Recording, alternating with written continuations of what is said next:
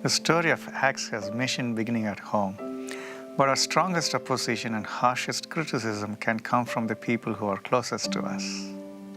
After Paul's dramatic conversion, he went from the Jewish leaders' rising star to a place on their most wanted list. He was seen as betraying their religion and culture.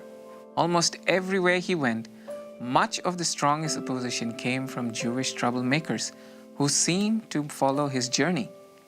They stirred up resentment in many of the places he visited. Jesus had experienced a similar response in his hometown, Nazareth. The people of Nazareth tried to push him off a cliff after Jesus shared his calling and mission with them in the synagogue. They could only see him as a carpenter's son.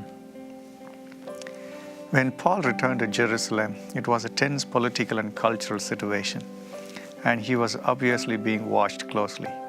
On the advice of the church leaders, Paul went out of his way to demonstrate his faithfulness to Jewish standards. But even these efforts to avoid offense were used against him.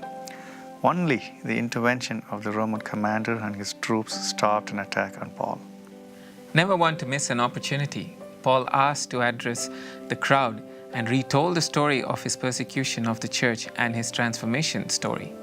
Paul managed to find common ground even with those who had been so recently beating him, perhaps a crowd that included some who had known him as Saul the persecutor years earlier. Despite the trouble that the Jewish establishment had been to Paul over many years, he still had a passion that they too might come to know Jesus. How can you and I overcome the hatred responses that we may experience as disciple makers for Jesus? Number one, know that God called you. We are called by God to do His work, whether that brings shame or reproach. Move forward as Paul did, no matter the responses of others. Number two, receive the forgiveness of Christ for your past. We may have a sinful past. People may remind you of the past even while you are living out the transformation that Christ has given you. Number three, Paul accomplished the mission amidst the strongest opposition. Opposition may arise for missional work from our own people and home. Paul continued his task given to him with courage and faith in God. Number four, value the church unity above our personal reputation and feelings.